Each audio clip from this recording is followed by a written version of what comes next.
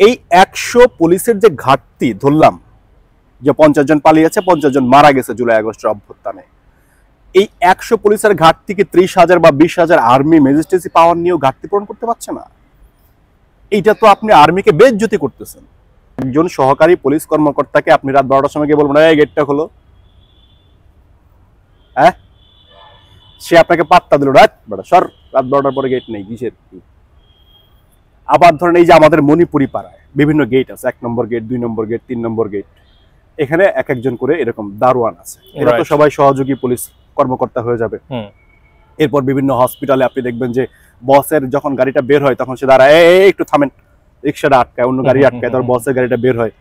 এ হচ্ছে এখন পুলিশ কর্মকর্তা। এ যদি এই ঈদে এখন যদি তার বেতন বোনাস আটকায় দেয় কোনো মালিক, তো মালিক অ্যারেস্ট করে ফেলবে। তো তখন তো ওই যে আইন শৃঙ্খলা রক্ষাকারী বাহিনীর গায়ে হাত তোলা বা অসদাচরণ করার দায়িত্বরত অবস্থায় তার কাজে বাধা প্রদান করার এই যে আইন, এই আইন অনুযায়ী সে আরো বেশি বিচারের সম্মুখীন হবে। আর এতে করে মানে কি বলে, ছাগল দিয়ে যদি আপনি হাল চাষ করাইতে চান তাহলে হাল চাষ হবে না।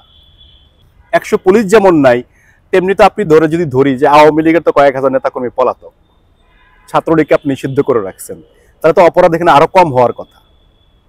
আপনার তো 1000 পুলিশ না থাকলেও অসুবিধা নেই, কারণ দেশ থেকে তো অলরেডি যারা বিশৃঙ্খলা তৈরি করার কথা ছিল তারা তো দেশে নাই, তাহলে তো অপরাধ আরো কম হওয়ার কথা।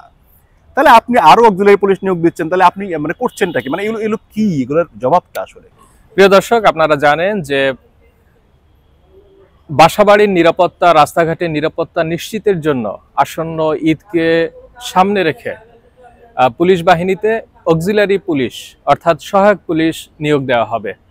তো সেক্ষেত্রে আমরা কতখানি সুবিধা পাবো, এসব বিষয়ে আমাদের কথা হবে।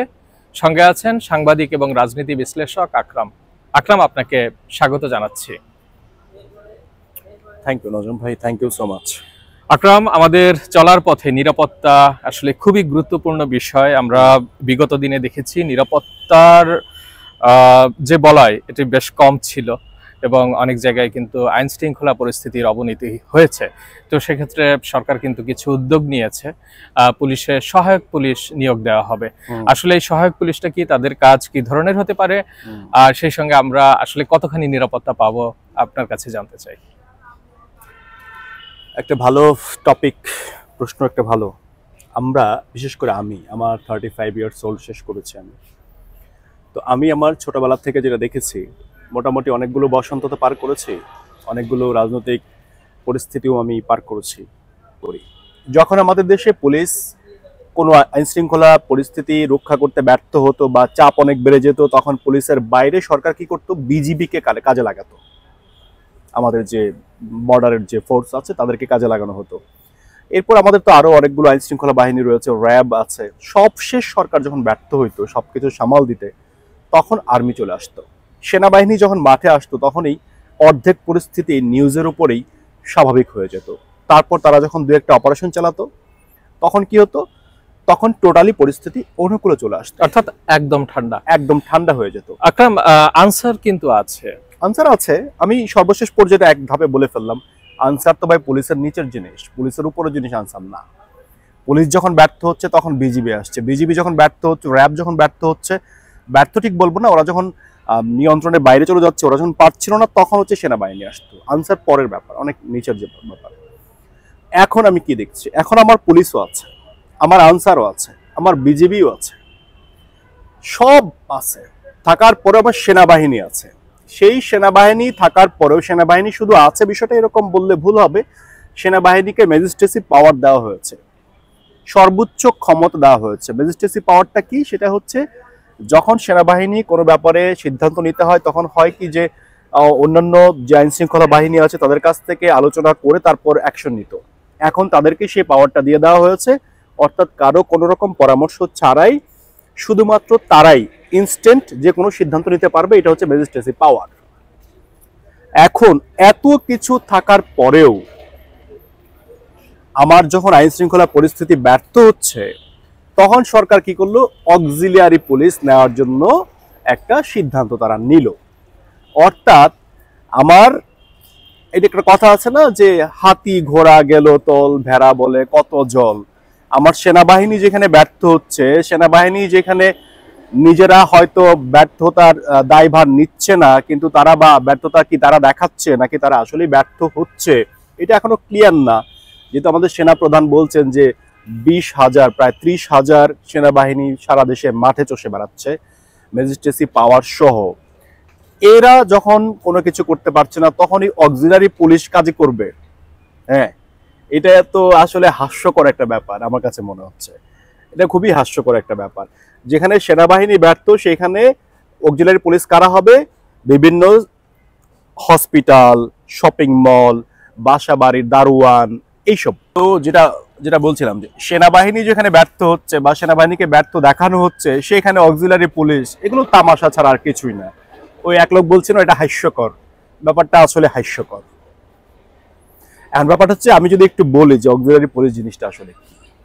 অক্সিলারি পুলিশটা হচ্ছে এরকম যে, আমি যদি একটু আইন থেকে দেখে বলি, ডিএমপি কমিশনার তিনি এটা ঘোষণা দিলেন শনিবারে। তিনি এসে মিডিয়ার সামনে বললেন যে আমরা এই কি বললেন উনি বললেন যে রাজধানীর বিভিন্ন শপিং মল সহ আবাসিক এলাকা নিরাপত্তায় পুলিশ ও অন্যান্য আইন শৃঙ্খলা বাহিনীর বাইরে বেসরকারি কর্মীদের অক্সিলারি ফোর্স হিসেবে নিয়োগ দেওয়ার সিদ্ধান্ত তিনি নিয়েছেন। ঠিক আছে, তিনি কি বলেছেন? সে মোতাবেক অক্সিলারি পুলিশ ফোর্স হিসেবে যারা প্রাইভেট নিরাপত্তার লোকেরা আছে তাদেরকে নিয়োগ দেওয়া হচ্ছে। প্রাইভেট নিরাপত্তা বলতে ওই যে বাসা বাড়ির দারোয়ান, শপিং মলের দারোয়ান, এদেরকে তারা পুলিশের নিয়োগ দিবে। এরপর দেখেন, যাদেরকে এই অক্সিলারি ফোর্স হিসেবে নিয়োগ দেওয়া হবে তাদের হাতে চিহ্নিতকারী একটি ব্যান্ড থাকবে যা দেখে বোঝা যাবে যে তারা অক্সিলারি ফোর্স। একই সাথে এই সহায়ক পুলিশদের থাকবে নিয়মিত পুলিশ বাহিনীর মতো ক্ষমতা। এখন ক্ষমতাটা কিরকম কিরকম থাকবে আমি সেটা ডিএমপি কমিশনার যেমনটা বলেছে, একা দায়িত্ব পালন করার সময় তারা পুলিশের মতো আটক কিংবা গ্রেফতার করতে পারবে। অর্থাৎ এই অক্সিলারি পুলিশ, এই দারোয়ান যিনি আগে রিক্সা সাইড করাইতো গাড়ি বের করার জন্য, গাড়ি ঢোকানোর জন্য, তিনি এখন অ্যারেস্ট করবে। আকরাম, আমি আপনাকে এখানে একটু থামাই। দেখা গেল যে আমি যে এলাকায় থাকি অনেকের সাথে আমার যে খুব ভালো সম্পর্ক থাকবে তা না, দারোয়ানের সঙ্গে আমার খারাপ সম্পর্ক থাকতে পারে। এখন তার যদি পাওয়ারটা আসে, ইনকেস আমাকে একটু শায়েস্তা করার ইচ্ছা হয়, এটি কি আমাকে করবে? কি মনে হয় আপনার? সেটাই, এদিকে আপনি একটু শুনতে থাকেন এবং দর্শকরা যারা তারাও একটু বোঝার চেষ্টা করুক বিষয়টা আসলে কোন দিকে যাচ্ছে পরিস্থিতিটা। ঢাকা মেট্রোপলিটন পুলিশের মিডিয়া বিভাগের উপকমিশনার তালেবুর রহমান তিনি বলেছেন যে মেট্রোপলিটন পুলিশের অর্ডিন্যান্স 1976 ধারা মোতাবেক ডিএমপি কমিশনার যদি মনে করে যে কোনো ব্যক্তিকে সহযোগী পুলিশ হিসেবে নিয়োগ প্রদান করতে পারবেন, এটা হচ্ছে তার একক ক্ষমতা। এবং এই অক্সিলারি ফোর্সের সদস্যরা অন্যান্য যে আইন শৃঙ্খলা রক্ষাকারী বাহিনী যে সরকারের কাছ থেকে যে প্রোটেকশন পায় সেটা তারাও ভোগ করবেন। অর্থাৎ সে যে কাউকে অ্যারেস্ট করলে তার কোনো জবাবদিহিতা নাই, অথবা তার সঙ্গে যদি কেউ অসৎ আচরণ করে যে দারোয়ান শর্ট থাপ দাঁত ফেলে দিব, এটা যদি কেউ বলে এবং সে যদি অ্যারেস্ট করে তাহলে পুলিশকে থাপ্পড় দিতে যাওয়ার যে বিচার বা আর্মির সঙ্গে দুর্ব্যবহার করার যে বিচার, একই বিচারের আওতাভুক্ত হবে সেই ব্যক্তি। অর্থাৎ ওই যে অক্সিলারি যে ফোর্স তার সেই সম্মান আছে। ওকে,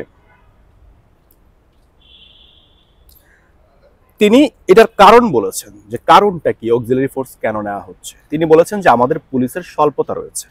ভেরি গুড। আমরা যদি 5ই আগস্টের আগে একটু যাই তাহলে এই যে জুলাই থেকে 5ই আগস্ট পর্যন্ত পুলিশের হিসাব অনুযায়ী প্রায় 50 জন পুলিশ মারা গেছে, আর ধরেন আরো 50 জন পালিয়েছে। যারা পালিয়েছে তারা কিন্তু সরাসরি মাঠ পর্যায়ের লোক না, তারা অফিসার লেভেলের। এখন আমি 100 জন পুলিশ আমি ধরে নিলাম যে বাংলাদেশ থেকে 100 জন পুলিশ কমে গেছে। তো এই গত যে সময়গুলো ছিল, বিগত সময়গুলোতে তো তারাই তো দেশটাকে পরিচালনা করতো, তখন তো আর এই পরিস্থিতি আসেনি। তাহলে এই পুলিশ কি করছে? মাত্র 100 জন পুলিশ কমে গেছে, তার মানে এখন অক্সিলারি ফোর্স নিয়োগ দিতে হবে? এখানে শেষ না, এই পুলিশ পারছে না। এইখানে আর্মিকে ম্যাজিস্ট্রেসি পাওয়ার দিয়ে নামানো হয়েছে, যেখানে প্রায় 20,000 বা 30,000 পুলিশ, আমি সংখ্যাটা যেখানে প্রায় 20 থেকে 30,000, আমি সংখ্যাটা এক্স্যাক্টলি মনে নেই, সেনাপ্রধান কতটুকু বলেছিলেন, এরকম 20 বা 30,000 আর্মি প্রতিদিন মাঠে রয়েছে ম্যাজিস্ট্রেসি পাওয়ার সহ।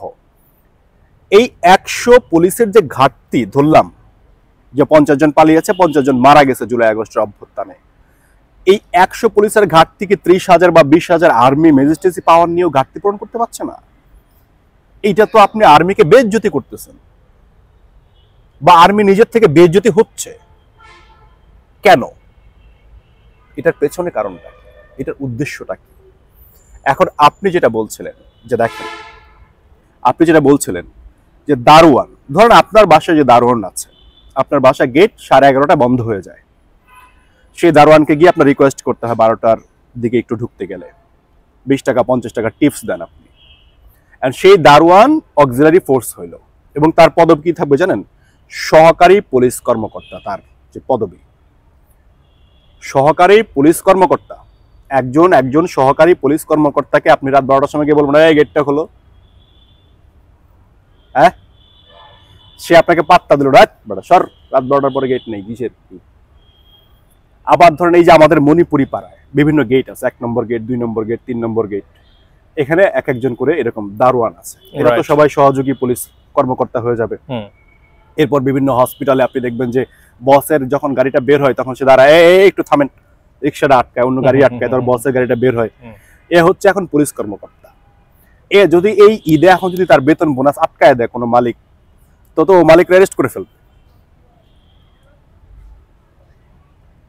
মালিককে অ্যারেস্ট করে ফেলবে। আর মালিক যদি কোনো কারণে একটা ধমক দেবে, একটা চট থাপ্পড় মারে পুরনো অভ্যাসে, তো তখন তো ওই যে আইন শৃঙ্খলা রক্ষাকারী বাহিনীর গায়ে হাত তোলা বা অসদাচরণ করার দায়িত্বরত অবস্থায় তার কাজে বাধা প্রদান করার এই যে আইন, এই আইন অনুযায়ী সে আরো বেশি বিচারের সম্মুখীন হবে। আর এতে করে মানে কি বলে, ছাগল দিয়ে যদি আপনি হাল চাষ করাইতে চান তাহলে হাল চাষ হবে না। আপনার পুলিশ 100 পুলিশ নাই, কথার কথা, 100 পুলিশ না থাকলে দেশ চলতেছে না। 100 পুলিশ যেমন নাই, তেমনি তো আপনি যদি ধরি যে আওয়ামী লীগের তো কয়েক হাজার নেতা কর্মী পলাতক, ছাত্রলীগকে আপনি নিষিদ্ধ করে রাখছেন, তাহলে তো অপরাধ এখানে আরো কম হওয়ার কথা। আপনার তো 1000 পুলিশ না থাকলেও অসুবিধা নেই, কারণ দেশ থেকে তো অলরেডি যারা বিশৃঙ্খলা তৈরি করার কথা ছিল তারা তো দেশে নাই, তাহলে তো অপরাধ আরো কম হওয়ার কথা। তাহলে আপনি আরো অক্সিলারি পুলিশ নিয়োগ দিচ্ছেন, তাহলে আপনি মানে করছেনটা কি? মানে এগুলো কি, এগুলোর জবাবটা আসলে কি? আর্মি কাজ করছে না, সরকার কি এটা বলবে? সেনাপ্রধান কি এটা মানবে? তাহলে এই আর্মি ম্যাজিস্ট্রেসি পাওয়ার দেওয়ার পরও আপনি পাচ্ছেন না। এতগুলো পুলিশকে এত পাওয়ার দিচ্ছেন, আমাদের হোম অ্যাডভাইজার প্রতিদিন ভোরবেলা উঠে থানা দেখতে যায়, থানার সেল দেখে, থানার পুলিশ দেখে, এইটা করে সেটা করে, এত তৎপরতা। মানে এই দেখাটা কেন? এটা উনি জানেন যে সকালবেলা থানায় গেছে উনি কি দেখেন, এটা তো উনিই জানেন, আল্লাহ জানে যে উনি কেন সকালবেলা থানায় যান, থানায় কি দেখতে যান উনি, এটা তো উনি আল্লাহ জানেন। আমি দেখেছি যে আমরা নিউজে দেখি যে উনি ছবি দেখে, ভিডিও দেখি যে থানার সেলে উনি উকি মারে দেখতেছে না, ঠিক আছে না? আর উনি কি ফ্লোর দেখেন না রড দেখেন নাকি কারেন্ট আছে কিনা এটা দেখেন, এটা উনি ভালো জানেন যে উনি কি দেখছেন আসলে। তো এখন আমার কথা হচ্ছে, তাহলে আর্মিকে কেন প্রশ্নবিদ্ধ করা হচ্ছে? বা আমাদের আর্মির যে একটা সম্মান, আর্মির যে একটা লয়াল ফোর্স হিসেবে তাদের যে একটা অবস্থান ছিল স্বাধীনতার পর থেকে, সেটাকে তো আপনি প্রশ্নবিদ্ধ করে দিচ্ছেন। আর আকরাম, আপনি যেমনটা আর্মির উপর দিয়ে, শেষ করে আর্মির উপর দিয়ে আপনি দারোয়ানকে বসাচ্ছেন পাওয়ার দিয়ে। আপনি যেভাবে আলোচনায় বলছিলেন, আসলে আর্মির গাড়ি চলে গেলেই তো এলাকা ঠান্ডা, আর তো কিছু লাগে না। সেটাই তো ছোটবেলা থেকে দেখে আসছি ভাই। এখন আর্মির উপর দিয়ে আপনি দিচ্ছেন অক্সিলারি ফোর্স, পুলিশের উপর দিয়ে দিচ্ছেন আপনি। আপনার পুলিশ ব্যর্থ, তার মানে কি? আপনার পুলিশ ব্যর্থ, পুলিশের সংখ্যা কম মানে কোথায়? আমি তো হিসাব দিলাম, যদি 50টা পুলিশ পাড়া দিয়ে থাকে আর 50টা পুলিশ পালায় থাকে, 100 পুলিশ কমছে। এবং তো আওয়ামী লীগের অনেক নেতাকর্মী পালাইছে। এর মধ্যে আপনি 20,000 বা 30,000 আর্মি প্রতিদিন কাজ করতেছে হচ্ছে ম্যাজিস্ট্রেসি পাওয়ার নিয়ে। এরপরে 100 পুলিশের ঘাটতি এতগুলো আর্মি পূরণ করতে পারছে না। আচ্ছা, আরেকটা বিষয় যে হ্যাঁ, পুলিশের কিছু মোরালিটি লেস হয়েছে। কিসের মোরালিটি লেস? কিসের মোরালিটি লেস হয়েছে? পুলিশের কারো কটা ফাঁসি হয়েছে, কারো তাদের তারা কাজ করতে ভয় পাচ্ছে, হয়তো এখনো সেই পরিবেশ হয়তো আছে, পুলিশের মনে সেই ভয় আছে। কিন্তু এই অক্সিলারি পুলিশ নিয়োগ দেওয়ার পরে তাদের মোরালিটি কিভাবে ডেভেলপ হবে? আর এদের কিসের মোরালিটি ভাই?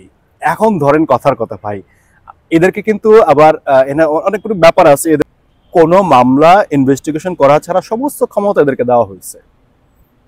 হ্যাঁ, কালকে এ যে ব্যক্তিগতভাবে এটাকে ব্যবহার করবে না, এটা নিশ্চয়তা কে দিবে পরে? এই যে একটা লেজে গোবর অবস্থা হয়ে যাবে। আমি জানি না, আমার কাছে বারবারই মনে হচ্ছে যে আমার দেশের স্বনামধন্য মানে যে ফোর্স আর্মিকে কেন সেনাবাহিনীকে এরকম বিতর্ক করার জন্য একটা এই উদ্যোগ নেওয়া হচ্ছে আমি জানি না। এটার আমি চিন্তা করছিলাম যে ব্যাপারটা কেন হচ্ছে।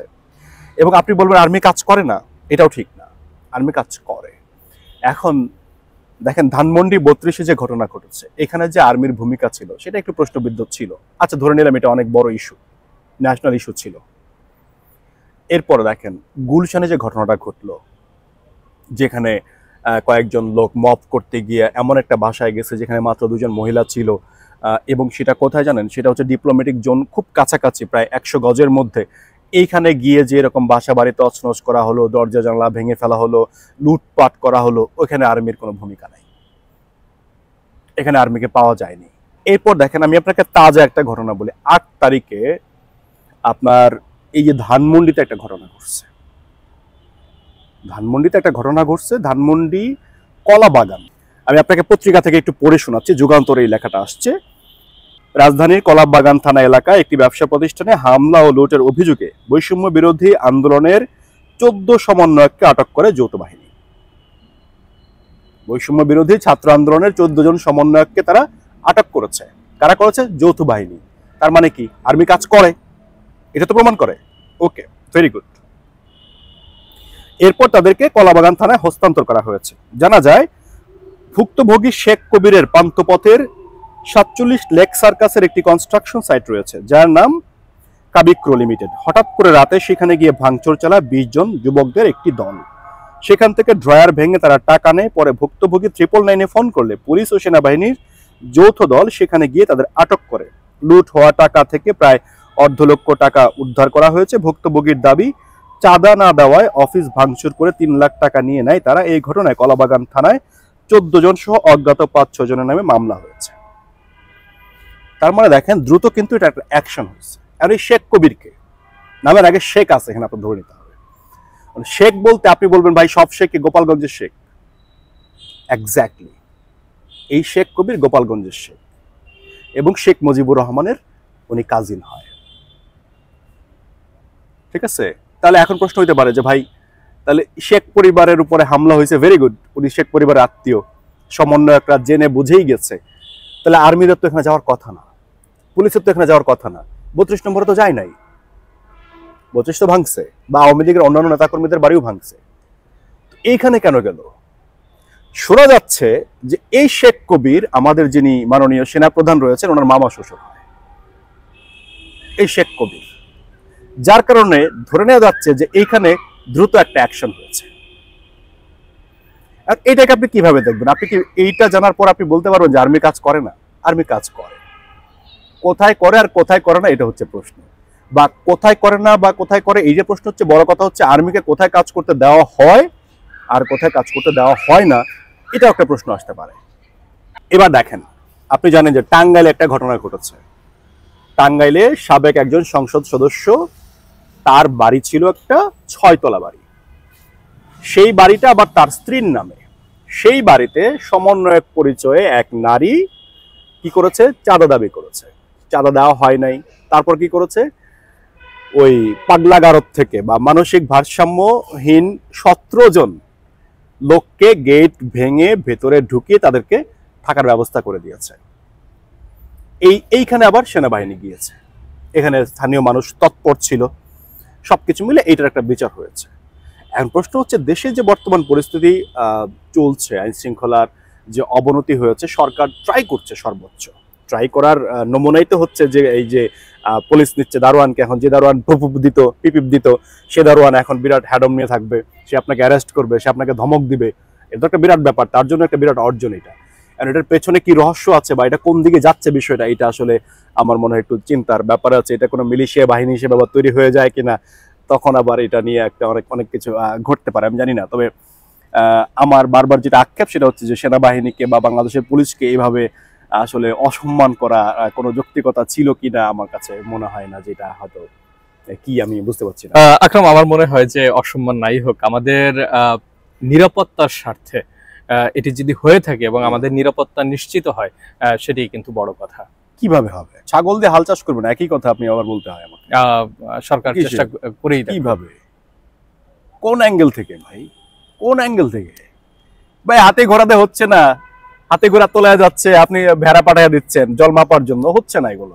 আমি এটার সঙ্গে আমি বুঝতে পারছি এর মধ্যে একটি বিষয় থাকতে পারে আকরাম, আমার যেটা লজিক, যে স্থানীয়ভাবে যারা আছে সেখানে যদি তাদেরকে নিয়োগ দেওয়া হয়, তারা কিন্তু এই চোর ছেচোর যারা আছে এদেরকে চিনতে পারবে, এদেরকে ধরতে পারবে, যেটা পুলিশ ঘটনাস্থলে এসে পারে না বা তাৎক্ষণিকভাবে কোনো অ্যাকশন নিতে পারে না। তো এই একটা পজিটিভিটি কিন্তু আমি দেখতে পাচ্ছি। দেখা যাক, এটা চালু হলে বোঝা যাবে পরিস্থিতি কোন দিকে যায়। তবে আমার আক্ষেপই একটাই, মানে কেন আমার এত ঐতিহ্যবাহী বাহিনীগুলোকে কেন এইভাবে মানে ডিমোটিভেট করা হচ্ছে আমি বুঝতে পারছি না। তবে আমাদের নিরাপত্তা নিশ্চিত হোক। আপনি সময় দিয়েছেন, ধন্যবাদ জানাচ্ছি। ধন্যবাদ। প্রিয় দর্শক, সরকারের এই উদ্যোগকে অনেকে ইতিবাচকভাবে দেখছেন, অনেকে নেতিবাচকভাবে দেখছেন। তবে আমরা যারা সাধারণ মানুষ আছি তারা চাই আমাদের নিরাপত্তা নিশ্চিত হোক। ভালো থাকবেন সবাই। আসসালামু আলাইকুম।